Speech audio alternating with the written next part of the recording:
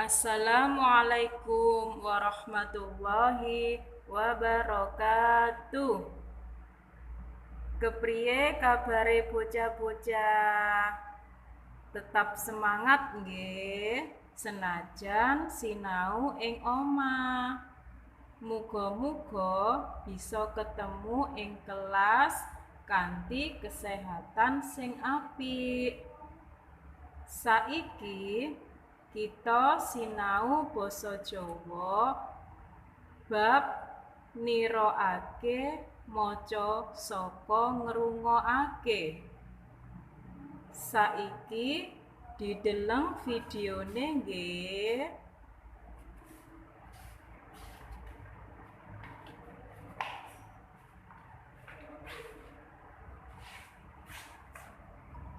Basa Jawa kelas setunggal. Niroake maca saka ngrungokake. Nomor setunggal, ayo dideleng. Ayo niroake maca perangan awak. Ditiroake ustadzah nggih. Pipi. Ayo. Irung. Alis. Bathuk. Kuping. Rambut. Lambe.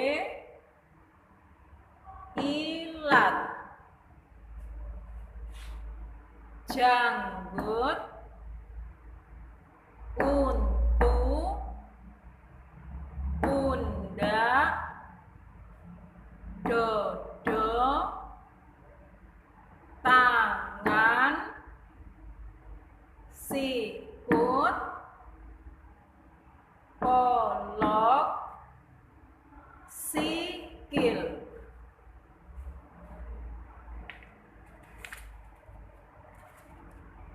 Nah, saiki tugase maca halaman 9 sing nomor 2 tentang kegiatan saben dina.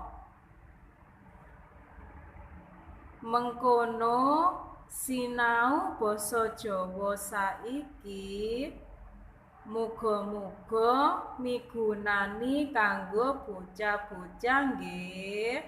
Amin. Ustadzah akhiri.